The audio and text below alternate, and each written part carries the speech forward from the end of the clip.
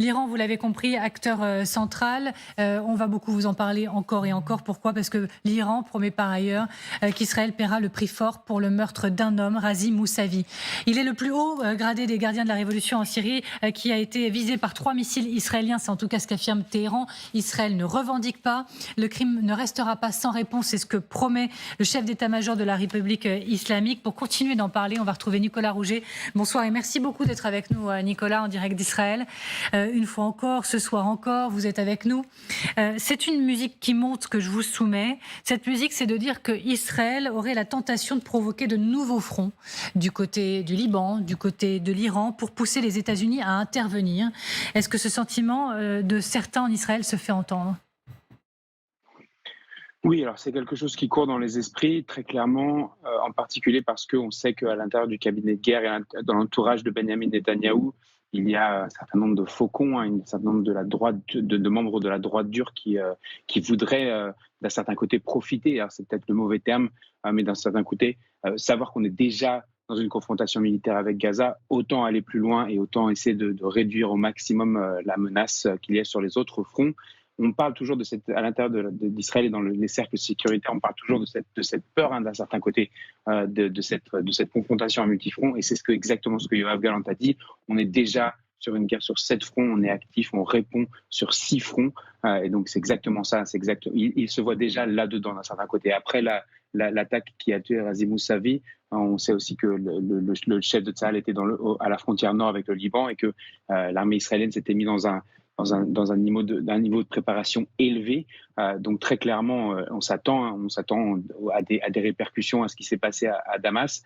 À savoir, évidemment, ça reste des rumeurs dans les cercles sécuritaires, ça reste des rumeurs dans la presse, mais très clairement, c'est une possibilité que Netanyahou n'ait pas réussi à bloquer d'un certain côté les faucons autour de lui pour contrer l'influence américaine. En tout cas, rien n'est sûr, mais très clairement, parce qu'il y a peut-être le désir d'une fuite en avant.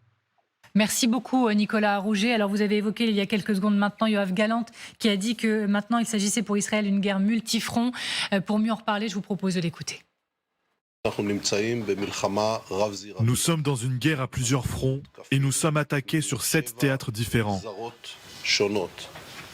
Gaza, le Liban, la Syrie, la Cisjordanie, l'Irak, le Yémen et l'Iran. Nous avons déjà réagi et pris des mesures sur 6 de ces théâtres. Et je le dis ici de la manière la plus explicite. Quiconque agit contre nous est une cible potentielle. Il n'y a pas d'immunité pour qui que ce soit. Alors, il ne précise pas qu'idées houtistes yéménites ou de l'Iran constitueraient le 7e front. Mais je vous soumets effectivement cette analyse, Guillaume Oda. Il y a les Iraniens qui le pensent, mais d'autres experts également, qu'Israël serait tenté de provoquer d'autres fronts pour effectivement pousser les États-Unis à entrer plus franchement dans le conflit.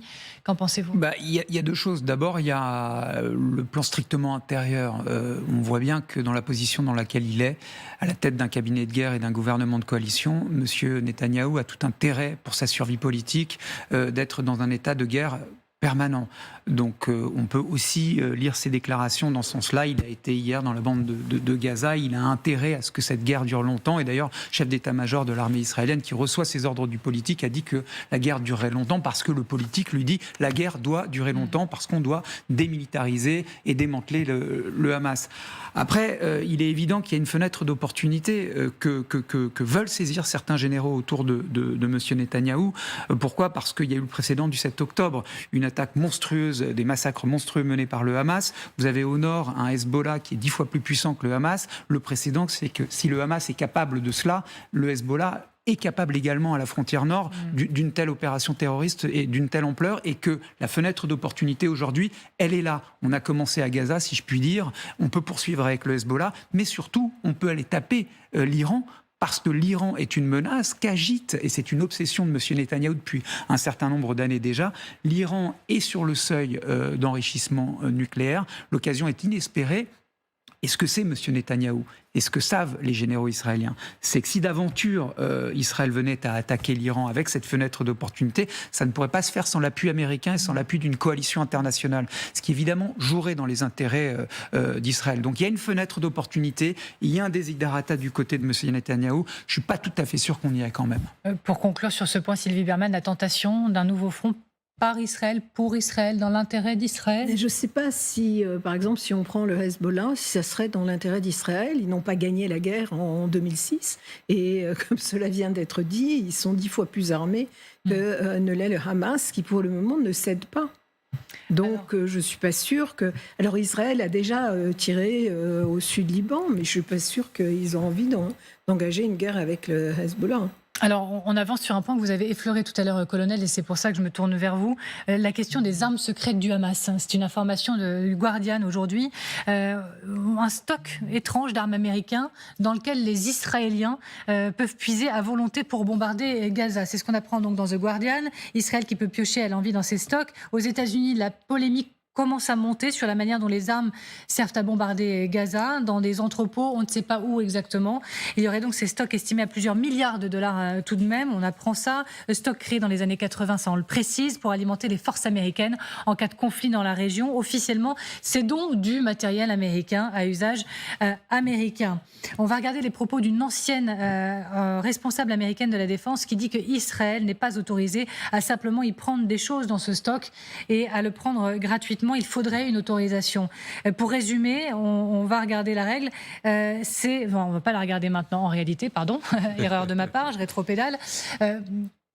Est-ce que vous étiez, vous, au courant, colonel, de ce stock d'armes américains dans la région et basé en Israël, tout d'abord? Mais il y en a partout, vous savez. D'accord. En fait, dans les accords de défense que les États-Unis, comme tous les pays européens, dès qu'on a les accords de défense avec un autre pays, là c'est l'OTAN, là c'est Israël, automatiquement, si vous voulez, on va prépositionner du matériel, de l'armement et des munitions, parce qu'il y a aussi des véhicules et toute une série de choses. Pourquoi? Parce que les États-Unis sont loin. Donc, du point de vue logistique, si vous voulez, s'il y a un conflit qui s'engage, il faut gagner du temps. Donc, il faut quelques avions. Donc, ils vont amener des hommes. Mais par contre, sur place, il faut trouver du matériel et des stocks. Donc, évidemment, les États-Unis ont les accords de défense avec Israël. Et donc, j'imagine qu'il y a des stocks relativement conséquents, puisque la guerre au Moyen-Orient, c'est pas rien. Donc, une partie des matériels ont été stockés là. J'imagine même que les matériels qui ont servi en Irak ont été recyclés là. Donc, il y a des tonnes de matériel. Il y a des hangars colossaux dans lesquels vous avez des matériels. Maintenant, quel genre de matériel, quel genre de munitions? On voit qu'on est sur des munitions qui sont, je dirais, comme on dit, des munitions pas à forte valeur ajoutée quelque part. Parce qu'en fait, parce que le stockage est très compliqué, ça implique des problèmes de température, de contrôle, etc. Donc je pense qu'on est sur des munitions, je dirais, basiques, des obus, des missiles, des cartouches, des munitions pour les combattants, etc. Mais encore une fois, on parle de milliards, ce qui veut dire que des obus 155 et des cartouches de 5,56 en milliards de dollars, ça fait beaucoup. Donc évidemment, je pense que naturellement les Israéliens ont demandé un accès au stock. Il doit y avoir un caporal-chef qui signe avec son papier et on signe tant de munitions qui sortent. Je vois pas comment les États-Unis peuvent refuser à Israël l'accès à ça. Le problème, c'est que ça s'est su. Et là, en problème d'image, c'est dramatique, parce qu'on sait bien que l'opinion publique américaine devient réfractaire, si vous voulez, à cette guerre, et on va découvrir que les obus américains tuent des populations civiles, parce que c'est des armes, entre guillemets, non intelligentes, donc pas précises. Donc on voit une bombe, elle va tomber sur une maison, et vous explosez tout le quartier. Donc c'est tout le problème. Et je crois que c'est 45 à 50% des tirs qui ne sont pas des tirs précis actuellement dans la guerre qui est menée. Est-ce que ça peut revenir comme un boomerang également à Joe Biden? Parce qu'on va voir la déclaration d'une sénatrice américaine, elle s'appelle Elizabeth Warren, et elle s'inquiète de l'usage de ces armes qui contribuent à des dommages disproportionnés aux civils. Ah oui, c'est d'ailleurs pas anodin et innocent que sur la foi d'une information américaine, donc qui fuite dans la presse américaine, le renseignement américain estime que pour au moins 50%, les bombes qui sont larguées par Israël sont des bombes non guidées, comme vous l'expliquez, monsieur le colonel, en effet déciment et aplatissent des quartiers entiers pour viser une cible Hamas qui a été identifiée.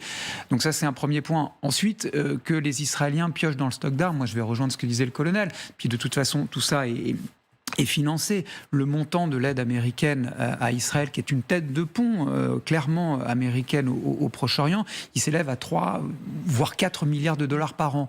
Les Américains vont soutenir à hauteur de 15 milliards de dollars l'effort de guerre en ce moment israélien contre le Hamas à Gaza. Donc tout ça est budgété et ce ne sont pas des milliards de dollars qui sont versés sur les comptes de la Banque centrale israélienne. Ce sont en sonnante et trébuchante, effectivement, des obus de 155, des cartouches qui alimentent les fusils d'assaut qui sont par ailleurs des fusils d'assaut M16, donc américains. Donc il y a effectivement une proximité. Ça va fragiliser sur le plan intérieur M. Biden et notamment avec son aile démocrate. C'est vrai qu'il y a une partie de la population et des jeunes démocrates qui réprouvent au plus haut point l'engagement américain, je dirais presque aveuglant. En tout cas, c'est ainsi qu'ils le voient aux côtés d'Israël. Mais au fond, très honnêtement, ces informations sont assez connues.